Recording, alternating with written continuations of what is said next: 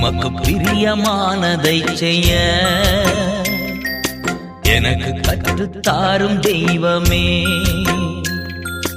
உமக்கு பிரியமானதை செய்ய எனக்கு கற்றுத்தாரும் தெய்வமே. நீரே என் தேவன், நல்ல பரிசுத்த ஆவியானவர் செம்மையான வழியிலே நடத்த வேண்டுமே. செம்மையான வழியிலே நடத்த வேண்டுமே.